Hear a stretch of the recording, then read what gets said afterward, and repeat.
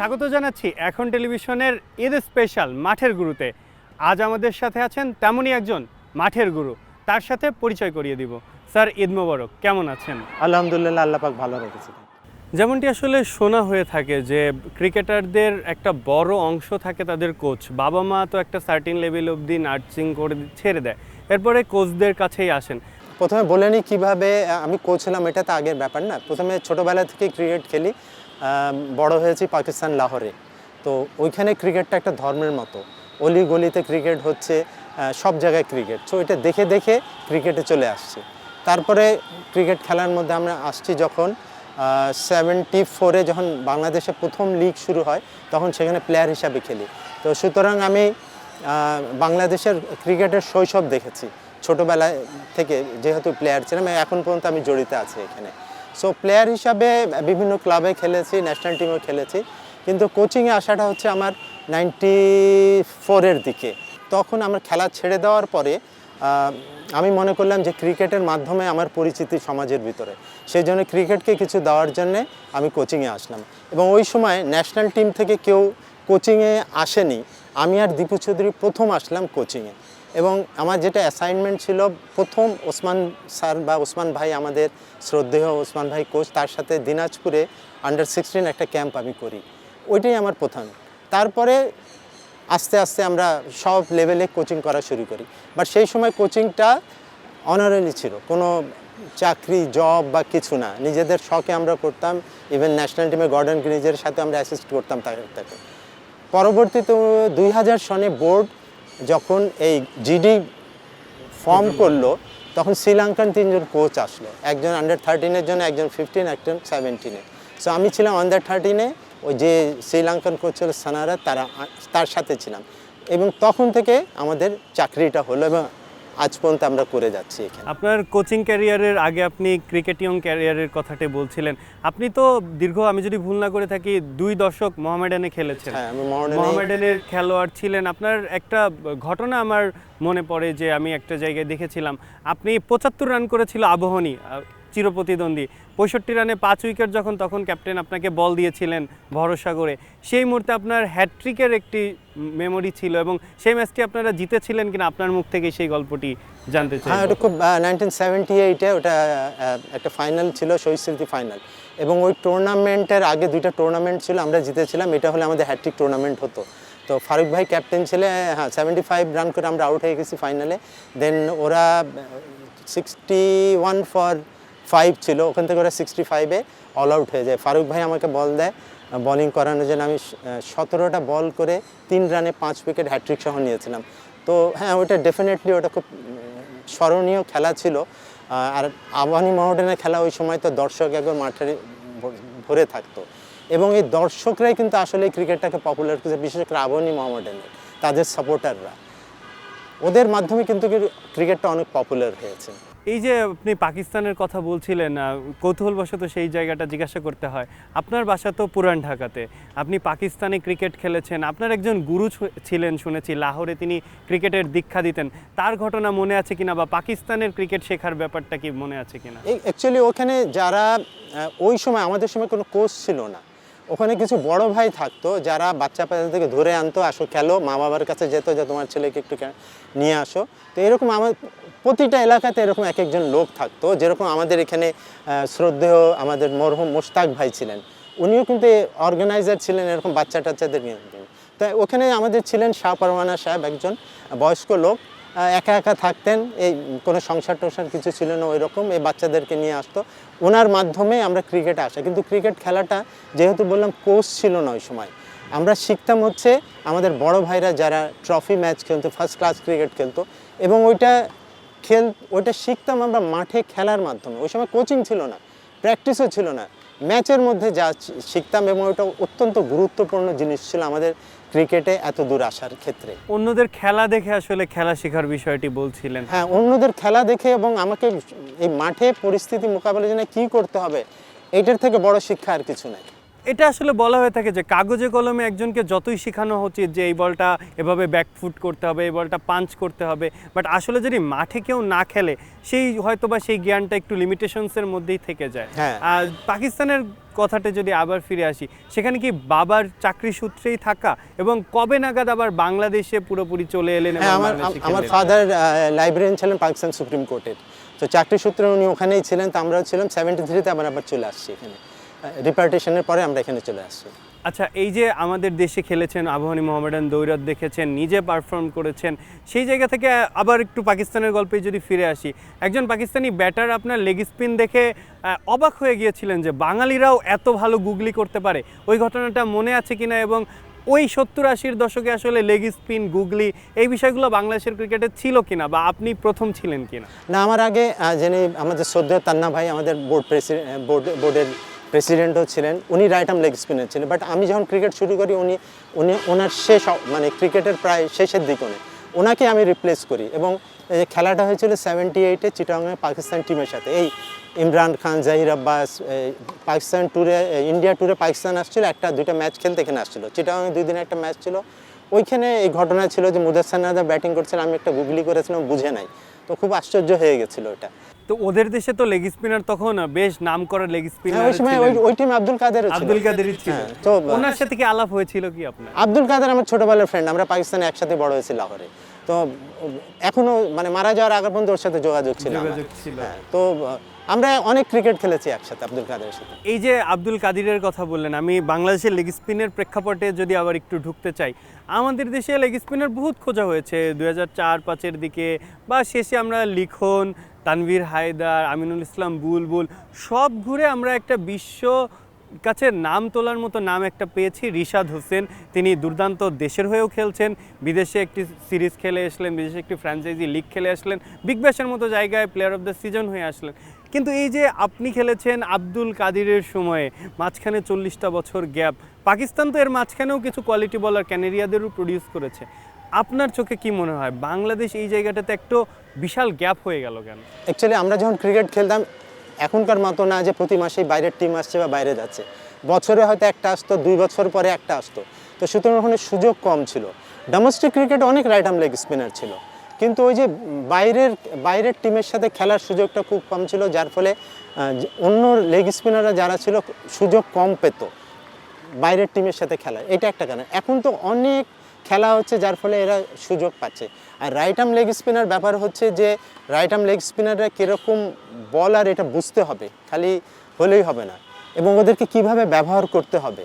আব্দুল কাদের সারা জীবন বলছে উপরে আল্লাহ নিচে ইমরান খান ছিল দেখে আমি আব্দুল কাদের হতে পারছি। মানে ইমরান খান সিলেক্টরদের এগেনস্টে যাওয়া ওকে টিমে নিত, ওকে খেলাতো, বল করাতো, কীভাবে ব্যবহার করতে হয় সেই জিনিসটা সে জানতো। তো আমাদের এখানে এটা সুযোগ হয়নি। এখন যেটা রিশাদ সেই সুযোগটা পাচ্ছে, তাকে বিভিন্নভাবে খেলানো হচ্ছে, দেখানো হচ্ছে, হয়তো কিছুদিন পরে ওকে টেস্টও নিয়ে নিতে পারবে। তো সুতরাং এই সুযোগটা আসতে হবে, আমাদের সময় সুযোগ ছিল না। আর আমাদের ক্রিকেট একটা সবচেয়ে বড় জিনিস হচ্ছে খালি হার জিতের কথা চিন্তা করে, জিততে হবে। এখানে লেগ স্পিনার একটু এক্সপেন্সিভ হয়, বাট ম্যাচ উইনার। তো ও যদি একটু মারও খায়, ক্যাপ্টেন বল দেয় না, সরায় দেয়, টিমের ভিতরে নিতে চায় না। এটা বিরাট বড় একটা এখনও বিপদ আমাদের দেশে। বাট এখন বোর্ড কিছু রুলস করে দিয়েছে, যেরকম এজ গ্রুপে একটা রাইট আর্ম লেগ স্পিনার খেলাতে হয়। সো এখন কিছু লেগ স্পিনার আসছে, আশা করি ভবিষ্যতে অনেক পাওয়া যাবে রাইট আর্ম। এই যে আপনি যে রুলস বাইন্ডিংসের কথাগুলো বলছেন, এগুলো তো কিছুদিন আগেও ছিল ডোমেস্টিকে, আসলে এক্সপেন্সিভ হবে দেখে ডিপিএল বা এনসিএলে বা বিসিএল যেহেতু লঙ্গার ভার্সন, সেখানে আসলে লেগ স্পিনারকে খেলানোই হয় না। যদি আসলে আমাদের লেগ স্পিনারকে আমরা আরেকটু সুযোগ দিতাম, আপনার কি মনে হয় যে বাংলাদেশ এই রিশাদ হোসেনের মতো নামগুলো আরও 10-15 বছর আগেই পেতে পারতো কিনা? ব্যাপারটা হচ্ছে যে আমি সুযোগ দিলাম, তুমি পারফরমেন্স করতে পারছো না, তাহলে তো হলো না। পারফরমেন্সই তো করতে হবে, সুযোগ তো দিচ্ছে, এমন না যে পায় না, সুযোগ পাইছে কিন্তু পারফরমেন্স করতে পারে না। রিশাদ করেছে, রিশাদও অনেক দিন কিন্তু বাইরে ছিল, স্ট্রাগল। ইভেন ও ন্যাশনাল লিগের টিমে থাকলেও ওকে খেলাতো না, বাট এক সময় সে নিজের যোগ্যতায় প্রমাণ করে ফেলছে যে না, সে ভালো বোলার।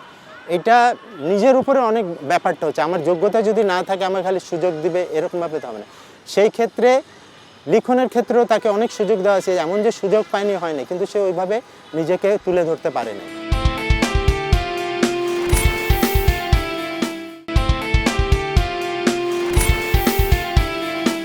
স্যার, যেটি নিয়ে আসলে আমরা আলোচনা করছিলাম, আপনি আব্দুল কাদিরের কথা বলছিলেন, আপনার ফ্রেন্ড।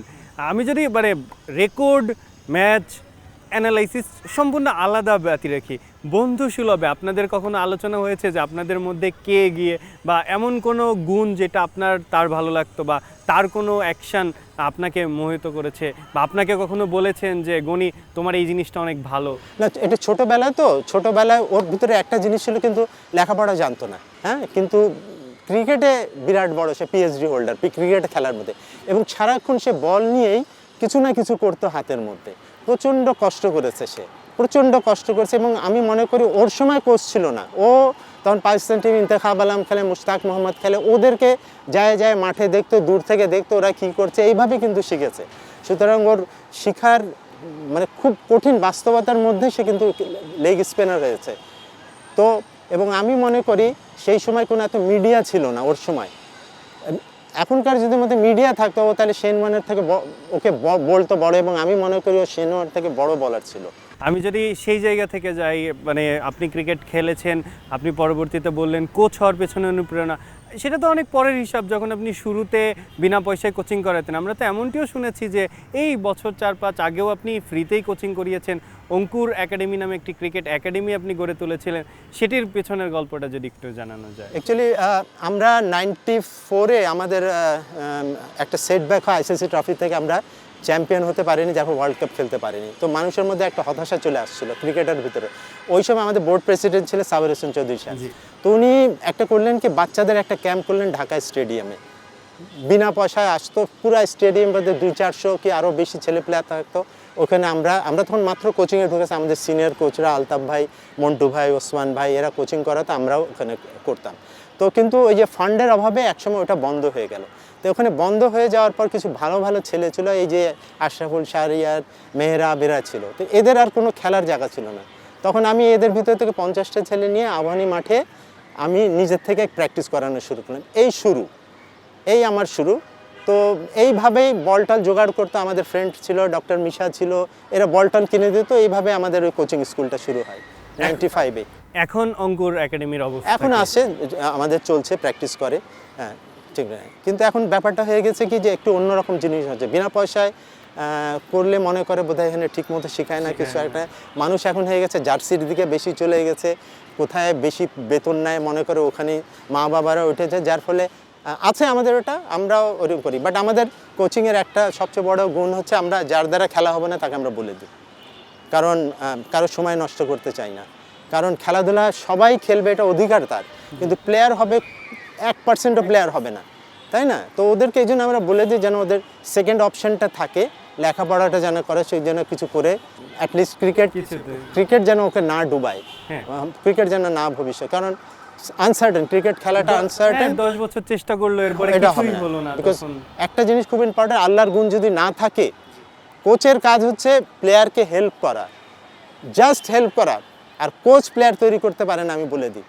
কারণ কোচ যদি প্লেয়ার তৈরি করতে, আশরাফুলের সাথে আরও 50 জন আমার কাছে প্র্যাকটিস করতে, ওরা প্লেয়ার হতে পারেনি, তাহলে আমি অনেককেই প্লেয়ার করতে পারতাম, আমাদের প্লেয়ারের অভাব হতো না।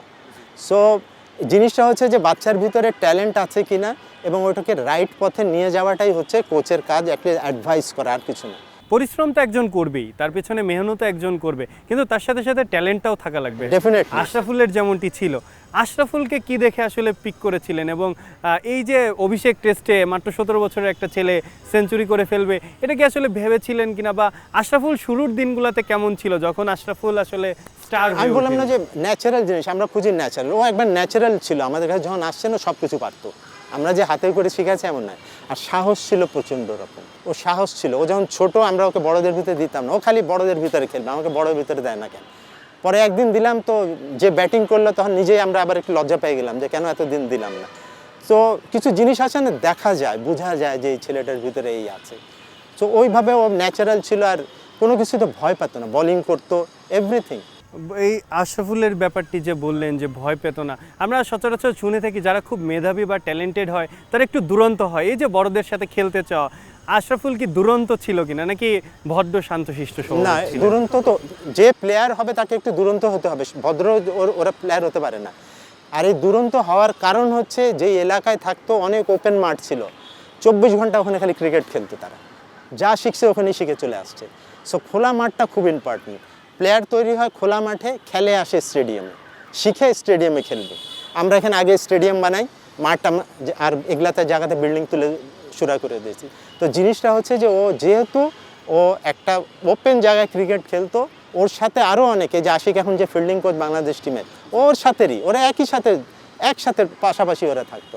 আনওয়ার, উইকেট কিপার আনওয়ার, তো ব্যাপারটা হচ্ছে যে আনওয়ারদের বাড়িতে অনেক জায়গা ছিল, ওরা খেলতো ওখানে। সো ওপেন মাঠটা খুব ইম্পর্টেন্ট। এখন তো সেই ওপেন মাঠটা নেই, ঢাকাতে এমনিতেই মাঠের সংকট। সেই জায়গায় যতটুকু মাঠ আছে ওখানেও একাডেমি, অনেক ব্যয়বহুল খরচ, এই প্রোটিন সেই প্রোটিন। আপনি তো 70 দশক থেকে ক্রিকেট, প্রায় 60-70 বছর এই একটা জীবনেই আপনার আটকে গেছে। আপনার কাছে যদি জানতে চাই, আসলে এই আপনি যেমনটি বললেন খোলা মাঠ যেমন দরকার, আসলে গিয়ার্স বেশি ইম্পর্টেন্ট নাকি ফ্রিডমটা বেশি ইম্পর্টেন্ট? এই যে এত টাকার কোচিংয়ের কাছেই যেতে হবে, এই দামি ফিটনেস খাবারটাই খেতে হবে, এই জুতাটাই কিনতে হবে, বা অমুক একাডেমিতেই যেতে হবে, এইটা বেশি ইম্পর্টেন্ট নাকি আসলে ব্রাজিল আর্জেন্টিনায় যেমন, যদিও ভিন্ন স্পোর্টস ওরা তো বস্তি থেকে উঠে আসে, অনেক গরিব ঘরের ছেলে মেয়ে মাঠে ফুটবল খেলতে থাকে, হয়তো কারো নজরে পড়ে নিয়ে আসে। আপনার কাছে কি মনে হয় কোনটি বেশি এগিয়ে থাকবে? বললাম না, প্রথমে হচ্ছে নিজের ট্যালেন্ট। কোচিং স্কুলগুলো হচ্ছে কি যে আমরা কোচিং স্কুল পাইনি, যার ফলে আমরা নিজের ইচ্ছায় নিজের মেধার দ্বারা খেলাটাকে শিখি। কোচিং স্কুল হচ্ছে নিয়ম কানুন, বেসিক, এটার বাইরে যেতে পারবে না, এটা করতে পারবে না, এটা করবে না। আমাদের এখানে একটা 10 বছরের বাচ্চা কোচিংয়ে আসে যায়, ওর যত ন্যাচারাল অ্যাবিলিটি ওখানে বন্ধ হয়ে গেল, কোচ তার মতো করে শেখাচ্ছে না। এই জন্যে নিয়ম আছে কিছু, আন্ডার 13 থেকে 17 পর্যন্ত ওরা খোলা মাঠে খেলতে দিতে হবে, ওর মেধাটা বের হবে, তাহলেই ও বুঝবে যে কী করতে হবে না করতে হবে। এখন আমি যদি ওকে একটা সিস্টেমের ভিতরে নিয়ে আসি, আগাতে পারে না। আমাদের ক্রিকেটটা এখানেই বন্ধ হয়ে গেছে ভালো প্লেয়ার আসার। কোচরা বেশি কোচিং করে। কোচিং আমি বললাম না যে কোচিং মানে এই না যে এইটা আছে বইয়ে, এইটা তো কোচিংয়ের কৃতদাস হওয়ার দরকার নাই। একটা ছেলে খেয়ালে কীভাবে আনঅর্থোডক্স হতে পারে, ওয়েস্ট ইন্ডিয়ানেরগুলো তো আনঅর্থোডক্স গ্রেট প্লেয়ার ছিল যারা, ওদের কিন্তু কোচ ছিল না কেউ। স্টিভেন স্মিথ ইভেন টেস্ট ক্রিকেটের বিশাল বড় নাম, তিনিও তো খুব আসলে কোনো কোচিং নেই, ওর কোচের নাম আমরা বলতে পারবো না, তাই না? তো নিজে শিখে গেছে হচ্ছে এই জিনিসটা খুব, এবং এটার জন্য কোথায় খেলবে? মাঠে খেলবে, মাঠ নেই।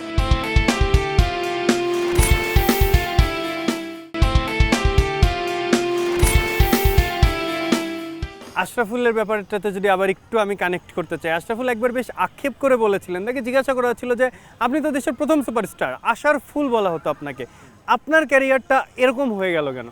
তখন তিনি আক্ষেপ করে বলেছিলেন যে আমি একটু সহজ সরল ছিলাম, তো আমাকে নিয়ে সবাই এক্সপেরিমেন্ট করেছে। একজন বলেছেন এই শটটা খেলো না, আমি ওটা আর খেলিনি। একজন বলেছে বলটা একটু নিচে খেলো, আমি নিচে খেলতে গিয়েছি, আমার ন্যাচারাল শটটা ভুলে গেছি। আপনার চোখে কি মনে হয় আশরাফুল কি আসলে অতিরিক্ত এক্সপেরিমেন্টের শিকার, নাকি সে তার ফ্রিডম নিয়ে খেলতে পেরেছে ক্রিকেটটা? মনে হয় না। যখন হয় কি যে একটা ভালো প্লেয়ার আছে, সবাই কোচিং করতে চায়, কিন্তু মানে সাকসেসের সবাই কিন্তু বাপ। একটা সাকসেস হলে ওর পিছে সবাই আসে যে এটা করো এটা করো। হ্যাঁ, এই ক্ষেত্রে আশরাফুলকে বুঝতে হবে যে আমি কেমন প্লেয়ার ছিলাম। ও তো ন্যাচারাল প্লেয়ার ছিল, ও যখন এই বেসিকের ভিতরে ঢুকবে তখন সে পারবে না, তাকে ন্যাচারাল খেলাটা খেলে দেওয়া উচিত ছিল। আর একটা কারণ হচ্ছে আশরাফুলের এই বা মাঝখানে যে একটু অর্ধপতন ছিল, এটার কারণ হচ্ছে মিডিয়া। আমি বলবো মিডিয়া আশরাফুল জিরো করলেও তার ছবি ছাপায়, এই করে ওই করে না। ওকে বুঝতে দেওয়া উচিত ছিল যে তুমি এখন রান করো নাই, তোমাকে কিছু ঠিক করতে হবে জিনিসগুলো। এবং আশরাফুল বুঝে গেছিল আমি যাই করি আমি তো টিমের মধ্যে আছি, যার ফলে ও ওই যে কষ্টটা নাই। ও আর মুশফিক দুইজন, মুশফিক কিন্তু আশরাফের মধ্যে ট্যালেন্ট ছিল না, কিন্তু মুশফিকের ওয়ার্ক এথিক, ডেডিকেশন ছিল। এখন পর্যন্ত সে ঘন্টার পর ঘন্টা প্র্যাকটিস করে, 100 মারার পর প্র্যাকটিস 200 মারার পর। আশরাফুল ওই প্র্যাকটিস আমার মনে হয় অতটা করে নাই। সে যখন ওই লেভেলে যখন চলে গেছে, সে আমাদের কাছ থেকে সরে গেছে। আমরা ওই ন্যাশনাল লেভেলে, আমরা ওখানে ন্যাশনাল ক্যাম্প, ন্যাশনাল কোচেস আছে, অন্যান্য কোচ আছে, তখন ওদের আন্ডারে চলে যায়। আমাদের আন্ডারে থাকে এক সময়, এবং ওরা তাদের শৈশবের কোচকেই মনে রাখে, এটা ঠিক যে তার জন্য আমি এখানে আসি। কিন্তু এই যে বিভিন্ন কোচের কাছে যেতে হয় তাদেরকে, তাই না? তো এক জায়গায় এক কিছু শিখে তখনই, বাট এটা আপ টু প্লেয়ারের উপরে। আমার মনে হয় না মুশফিক এগুলা নিয়ে কোনো চিন্তা করে, নিজের খেলাটা নিজে খেলে, দ্যাটস অল। ফর্মে নেই, আমার যে প্রধান গুরু বা আসল গুরু তার কাছে চলে যাওয়া, সেই জায়গা থেকে তো অনেক সময় স্টারদের মধ্যে এটাও চলে আসে যে আমি জিরো মারলেও তো আমি অমুক, আমি রান না করলেও তো আমার ছবিটা ফ্রন্ট মিডিয়ায় সবার আগে আসবে। এই যে মুশফিকের কথাটি আপনি বলছিলেন, যে মুশফিকুর রহিম হয়তোবা সাকিব, তামিম, মাশরাফি, আশরাফুল এত বড় নাম ছিলেন না, কিন্তু আজ 20 বছর তার টেস্ট ক্যারিয়ার, 100-র উপরে টেস্ট খেললেন, গতদিনও তিনি একটা সেঞ্চুরি হাঁকালেন। আসলে প্লেয়ারের মধ্যে এটাও কি অনেক বড় গুণ কিনা যে ডেডিকেশন তো থাকতেই হবে তার। ডেডিকেশন যদি না থাকতে পারে থাকে তাহলে প্লেয়ার হয় না। আর ব্যাপারটা হচ্ছে যে ফর্ম অফর্মের ব্যাপারটা হচ্ছে না, জাভেদ মিয়াঁদাদ আছে না, জাভেদ মিয়াঁদাদ খুব অর্ডিনারি ক্রিকেটার, কিন্তু মাঠে সে গ্রেট ক্রিকেটার। হ্যাঁ, ওর টেকনিক ওরকম তেমন অনেকের মতো ছিল না।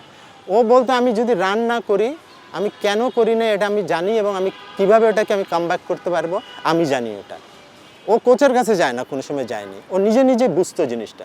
তো মুশফিকের ভিতরে এই জিনিসগুলো আছে আমি মনে করি, কারণ বেশি সাজেশন আসলে মাথা খারাপ হয়ে যায়। আর আমরা তো জাতি, ওটা আমরা উপদেশ দিতে পারি, খালি আমরা জাতি হিসাবে ওটা যে যতটুকু জানি ততটুকুই শেখাতে চাই। কোচের ভিতরে তো এটা অনেক বেশি, আমার প্লেয়ার আমি এটা করছি এই করছি। একটু ফেম নেওয়া, একটু অ্যাটেনশন নেওয়ার যে জায়গাটি বলছিলেন। আচ্ছা, আশরাফুলের শুরুর দিকের আরেকটি কথা যদি জানতে চাই, তিনি লেগ স্পিন করতেন শুনেছিলাম, লেগ স্পিনটা কেন ছাড়লেন, বা ক্রিকেটে একদম ব্যাটিংয়েই মনোযোগ দিয়ে দিয়েছিলেন ঠিক কবে থেকে? অ্যাকচুয়ালি করতো, কিন্তু ওই লেভেলে তো আমাদের বোলিং করার মানে সুযোগটা কম ছিল, কারণ আমাদেরকে দুই মানে প্রাথমিকভাবে 2 ইনিংস ব্যাটিং করতে হতো, এক ইনিংস আমরা বোলিং করতাম, আমরা যে প্রথম দিকের আমাদের টেস্টের যদি থাকে, তো ওর সুযোগ আসতো না।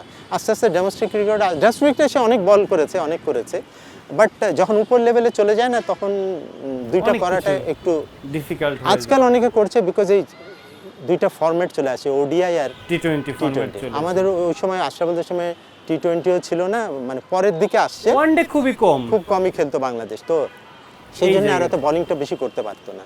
আচ্ছা, আমরা যদি শাহরিয়ার নাফিসের দিকে তাকাই, আপনি বলছিলেন ট্যালেন্ট লাগে, ডেডিকেশন লাগে। ট্যালেন্ট ডেডিকেশন তো শাহরিয়ার নাফিসের ছিল, বা আপনার দেখা যে আপনি বলছিলেন যে সবাই তো আর ক্রিকেটার হতে পারবে না, এমন কি কেউ ছিল যে ধরেন আপনার কাছে মনে হয় না যে মনে হচ্ছে যে ও অনেক বড় কিছু হবে, অনেক বড় নাম হবে, আসলে হওয়ার মতো ছিল কিন্তু হয়নি? ভারতে যেমন আছেন অমিত মজুমদার, মেয়েদেরকে চ্যাম্পিয়ন করলেন, ডোমেস্টিকে অনেক রান করেছেন, অনেক কিছু করেছেন, তার হয়তো হিসাব আলাদা, তিনি কখনো সুযোগই পাননি বিগ 4 আর 5-এর নামের কারণে। কিন্তু এমন কোনো ট্যালেন্ট কি দেখেছেন যে ইনডিসিপ্লিনড ট্যালেন্ট ছিল, ডিসিপ্লিনের কারণে প্লেয়ার হতে পারিনি, বা ট্যালেন্টও ছিল, ডেডিকেশনও ছিল, হয়তো কপাল, ওই যে উপর আল্লাহর যে একটা কপাল বলে একটা কথা, সেটি তার ছিল না, এমন কি কেউ আছেন? লেগ স্পিনার একটা ছিল নূর হোসেন মুন্না, আমি মনে করি না যে ওর মতো লেগ স্পিনার কেউ ছিল স্কিল ওয়াইজ। ন্যাশনাল টিম পর্যন্ত গেছে, ট্রায়াল ক্যাম্পেও অ্যাটেন্ড করছে, কিন্তু আন্ডার-19 ওয়ার্ল্ড কাপ কিন্তু সব টিম অনেক ট্যুর করছে, কিন্তু লাস্ট পর্যন্ত আসতে পারে না, বিকজ ইনডিসিপ্লিন একবারে ছিল। কোনো খেলার প্রতি তার মনোযোগ ছিল না, ও মনে করছে এইভাবেই বোধহয় চললে হয়ে যাবে। ও যদি আজ থাকতো না, আমার মনে হয় সবচেয়ে দামি ক্রিকেটার হতো, right arm leg spin, batting এবং ফিল্ডিং নিয়ে টি-20-তে আমি মনে করি। বাট আমরা বুঝে নাই, কিছু করার নাই, এটা নিজেকে বুঝতে হবে। নূর হোসেন মুন্না।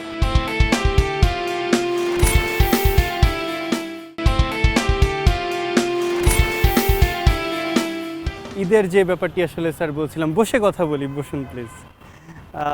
ঈদ তো আসলে খুব বড় একটি জায়গা, আমাদের আনন্দের জায়গা, ইসের জায়গা, ইমোশনের জায়গা। আপনার বাসায়ও তো শুনেছি যারা আপনার থেকে অঙ্কুর একাডেমি থেকে যারা এসেছে, মূলত আশরাফুল সহ অনেকেই আসেন এখনও, ওই বিষয়টা কতটা এনজয় করছেন, এবং এখন ঈদ কেমন?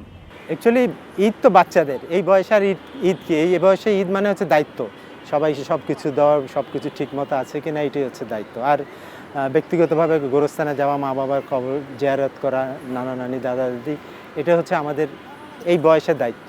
তো আর ওই যে আমার বাসায় আসে, ওটা সাধারণত ঈদের পরের দিন, এটা অনেক দিন ধরে একটা ট্রেডিশন চলে আসছে। ব্যাপারটা হচ্ছে এরা যারা প্লেয়ার আছে, আজ অনেকে ক্রিকেট খেলছে না, অনেক জায়গায় প্রতিষ্ঠিত হয়ে গেছে, বহু আছে, শখানেক বা তারও বেশি ছেলেপেলে আছে যারা ঢাকায় থাকে। সো সবার এটা গ্যাদারিং প্লেস মতো, সব অনেক দিন পরে একসাথে হয়, তো এটা একটা আনন্দেরই ব্যাপার আমি মনে করি। বেশ এনজয় করে সবাই, আমরাও করি, যে পুরানোদের যারা প্লেয়ার হয়নি বাট স্টিল আমাদেরকে এখনও মনে রেখেছে, আসছে। সো এটা ডেফিনেটলি একটা। এই যে বলছিলেন ঈদ তো বাচ্চাদের, আপনার তো বাচ্চা জীবনটা কেটেছে পাকিস্তানও মুসলিম কান্ট্রি, বাংলাদেশও মুসলিম বেসড কান্ট্রি, দুই দেশের ঈদ সবথেকে বড় উৎসব। দুই দেশের ঈদের মধ্যে কোনো পার্থক্য দেখেছেন? ঈদ মুসলমানদের ঈদ মানে সেটা যেই দেশেরই হোক একই রকম, বিশেষ করে আমাদের সাবকন্টিনেন্টে ঈদ একই রকম, আমাদের কালচারটা একই রকম। এই বন্ধু বান্ধব নিয়ে ঘুরে, আত্মীয় স্বজনের বাসায় বাসায় যাওয়া, হই হুল্লা করা, এটাই আর কি, নামাজ পড়া সবাই মিলে। কখনো কি ওই দেশের কোনো বন্ধু আপনার সাথে দেখা করতে এসেছেন ঈদে বা কোনো অনুষ্ঠানে, বা না, না, আপনি কি ঈদে এরপর ওই দেশ থেকে আসে নাই, বাট যোগাযোগ আছে, ওরা যোগাযোগ আছে, ঈদের সময় শুভেচ্ছা বিনিময় হয়, সেগুলো হয়। এই যে আপনি বলছিলেন যে এখন তো ঈদ আসলে রেসপন্সিবিলিটি, অনেক দায়িত্ব, আর রেসপন্সিবিলিটির জায়গা থেকে যদি আসি, এই বয়সেও আপনি কোচিংটা আসলে কি শখের বশে করেন, নাকি মাঠটা ছাড়তে পারেন না এমন কোনো কিছু, বা কোনো কি দায়বদ্ধতা আছে কি না? দেখেন, কোচেস, ডক্টর, এদের এদের কোনো চাকরির শেষ নাই, কিন্তু এরা মৃত্যুর আগ পর্যন্ত ডক্টর, ইঞ্জিনিয়ার কোচ করতে যাচ্ছে। তো এটা যদি আমি মনে করি এই বয়সটা, মানে আমি বুঝলাম, আমি যদি মাঠে কাজ করতে পারি, বয়সের ব্যাপার তো এখানে কিছু না। আর আমি যদি বয়স হয়ে গেলে আমি যদি কাউকে হেল্প করতে পারি, ডেফিনেটলি আমি করব। এই প্রশ্ন আমাকে অনেকেই বলে যে এখনও করেন, এখনের অসুবিধা কী? আমি যদি করতে পারি কারো, এখানে তো কোনো ব্যাপার না, কেউ যদি কিছু একটু উপকারও পায় আমার থেকে, আমি করব না কেন? একটা জামানা ছিল যখন আপনি একদম কোচিং শুরু করেছেন, তখনকার বাচ্চাদের এবং এখনকার বাচ্চাদের মধ্যে মাইন্ডসেটের কি কোনো ডিফারেন্স দেখেন? অনেক ডিফারেন্স। তখনকার বাচ্চারা অনেক ইন্টেলিজেন্ট হতো, অনেক কিছু জানতো। এখনকার বাচ্চারা, বিকজ সমাজে আমরা যদি দেখি কি হচ্ছে, লেখাপড়ার ক্ষেত্রে অঙ্ক পারে না, দুইটা মাস্টার রেখে দাও, বানান পারে না, কম্পিউটার টিপো বানান শিখে যায়, নিজে কিছু করছে না। কিন্তু তো তখনকার দিনে নিজে করতে, এখন সব কিছু কোচকে করতে হয়। এই জন্য আমাদের প্লেয়াররা, এই যে বললাম না যে 4 রান বাকি, 4 উইকেট আছে, করতে পারে না, নিজে কি করবে এই জিনিসটা এরা করতে পারে না, কারণ নিজেরা কিছু করে না। আমরা ছোটোবেলায় আমাদের মা যদি বসে তোর মামার বাসায় যা, বুঝাই দিত, ওইখানে গাছ দেখবি, তারপর এটা আছে, এটা চলে। আজকাল মোবাইলে গুগলে বসে বাড়ির সামনে যায়, ওই বাড়ি খুঁজে। তো আমাদের ছেলেপিলেরা যেভাবে বড় হচ্ছে, তাদের রিমোটটা আরেকজনের হাতে আছে। সো ক্রিকেটাররাও এরকম, কিন্তু ওদের রিমোটটা কোচের হাতে, কোচ যা বলে ওই করছে। এবং আরেকটা জিনিসের, কোচরা অ্যালাউ করে না তাদেরকে, ওরা নিজেরা নিজে শিখুক। আমার মনে হয় ওইটাই করা, ভুল করুক, লেট দেম লার্ন। খেলাটা হচ্ছে এখানকার মাইন্ড গেম। সেই জন্যে যারা বাইরে, যাদের ওদের কোচিংয়ের একটাই কথা, ট্রেন্ড ইওর মাইন্ড। প্র্যাকটিসে আসে স্কিল শেখো এটা বলে না, ট্রেন্ড ইওর মাইন্ড। তুমি যদি মাইন্ডটা ট্রেন্ড করো, প্রসেসগুলো তুমি নিজেই জেনে যাবে যে কী করতে হবে না করতে হবে। এটা আমাদের কোচিংয়ের সবচেয়ে বড় বাধা, আমাদের ক্রিকেট উপরে যাচ্ছে না। আমরা অ্যালাউ করি না বাচ্চাদেরকে নিজে শেখার, কারণ এখানে বিরাট প্রবলেম আছে। কারণ কোচ যদি অ্যালাউ করে, কোনো কারণে খারাপ রেজাল্ট হয়, অফিসিয়ালরা কোচরে বলে এটা কোনো কোচ চলে না, এটা কিন্তু আমরা লং টার্মের চিন্তা করি না, যে ভবিষ্যতে যায় কিন্তু আমাদের শিখবে কাজটার দিকে। আমরা মানে পুরো জাতি, মানে যা করার এখনই করতে হবে, এখনই ওই প্রসেসে আছে। আমরা টেম্পোরারি এই সলিউশন খুঁজতে গিয়ে আমরা সাস্টেইনেবল যে ডেভেলপমেন্টটা, সেটি হারিয়ে ফেলছি। আপনি তো গেম ডেভেলপমেন্টের সাথে আছেন। বয়স ভিত্তিক থেকে একটা ক্রিকেটার যখন আস্তে আস্তে উঠে ন্যাশনাল টিমে চলে গেছে, আপনার কি মনে হয় যে একজন টেস্ট ক্রিকেটারকে আসলে নতুন করে শেখানোর কিছু আছে, রাদার দেন ওই কোচ বা ওই ফ্যাসিলিটিসগুলা বা ওই যে মিস্টেকগুলা লার্নিং, এই আন্ডার 9, 10, 12, 13, 14, 16, এইখানে বেশি ইনভেস্টমেন্ট কি একটু জরুরি কিনা? ডেফিনেটলি টেস্ট ক্রিকেটে যেগুলো ভুল হয়, ওগুলোর উৎস হচ্ছে জুনিয়র লেভেলে, আর ওটা সমাধান ওখানে হবে না। ওটা যদি সমাধান হতো, তাহলে জাকির আলী না কে আছে, তাহলে ব্যাটিং করা শিখে যেত। ওইখানে শিখার জায়গা না, ওখানে পারফর্ম করার জায়গা। শিখবে এগুলো লেভেলে, এই লেভেল থেকে শিখে ওখানে যাবে, ওখানে হচ্ছে পারফর্ম করা দেবে, পারফর্ম করলে থাকবা, না হলে তুমি বাইরে যাবে। আমাদের সিস্টেমটা হচ্ছে ওখানে পারফর্ম না করলেও কোচ ওর বিষয়ে কাজ করে, ওখানেও কাজ করবে না, বাইরে ওকে বলবে তুমি যাও, আরেকজন আসবে, তুমি যেখানে পারো যাও শিখো, এটা আমার কাজ না এখানে। তো আমাদের এই সিস্টেমগুলো চেঞ্জ করতে হবে। আপনি তো অনেক বছরই কোচিংয়ের সাথে আছেন, 3-4টি দশক পার হয়ে যাচ্ছে এতদিনে। বাংলাদেশের ইন্টারন্যাশনাল মানের কোচ হওয়ার ক্ষেত্রে বাধা কী কী কোচদের জন্য আসলে? আমরা সবসময় বাইরে থেকে কোচ কেন নিয়ে আসতে হয়? আমাদের এই ট্রেন্ডটা এখন একটু কমে গেছে। এখন এইচপি বলেন, আন্ডার 19 বলেন, এই টিমে বলেন, আমাদের লোকাল ন্যাশনাল টিমে 2-4 জন চলে আসছে। অ্যান্ড ব্যাপার হচ্ছে যাদেরকে আপনি নিচ্ছ তাদেরকে তো কিছু করতে হবে, অফিসিয়ালরা যেন ট্রাস্ট রাখতে পারে, যেন আমাদের লোকাল কোচরাও ভালো। বাট এটার জন্য আপনি কিছু তো দেখাতে হবে তাদেরকে। এখন ভালো করছে যারা আছে, হয়তো বিদেশি কোচ আছে, আস্তে আস্তে আরও কমবে লোকাল কোচের যুগে। কিন্তু সবচেয়ে বড় হচ্ছে আপনাকে রেজাল্ট দিতে হবে, রেজাল্ট না দিলে তো আপনাকে রাখবে না। আপনাদের হাত থেকেই তো আগামী দিনের সুপারস্টাররা তৈরি হয়, বিশাল নাম হয়, গাড়ি বাড়ি যশ খ্যাতি কোনো কিছুর অভাব হয় না।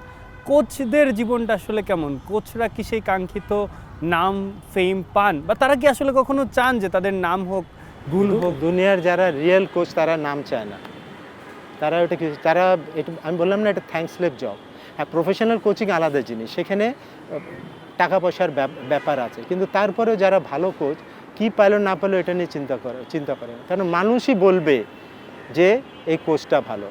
আমরা যারা কাজ করি আমরা কিছু চাই না, কিন্তু আমরা রাস্তা দিয়ে হেঁটে গেলে যদি সালাম দেয় এটাই আমাদের জন্য অনেক, যে অ্যাটলিস্ট সালাম দিচ্ছে যে মুখ কোচ, দ্যাটস এনাফ, আর কিছু না। আমি মনে করি এটা এক একজনের পলিসি। অনেক রকম কোচ আছে, কেউ হচ্ছে উইনিং কোচ, সে জিততে চায়, কেউ টাকার জন্য কোচিং করে, ভালো, এটা খারাপ কিছু নয়। বাট একটা জিনিস হচ্ছে কি যে ডেডিকেশনটা থাকা উচিত কোচের, এই কী পালো না পালো এটা নিয়ে চিন্তা করা উচিত না, আমি মনে করি। এটা আমার ফিলোসফি, অন্যদের কী ফিলোসফি আমি জানি। বাট টাকা কামাবে এটা ঠিক আছে, এটাও অবশ্যই, এটা একটা টাকা প্রফেশন, এটা একটা প্রফেশন, এবং মানে একবার সৎ প্রফেশন, লাইক টিচার। তো তোমাকে সৎ থাকতে হবে। কী পারে যারা ভালো শিক্ষক তারা কিন্তু স্ট্রাগল করছে, এখনও করছে, কিন্তু তাই না, করছে।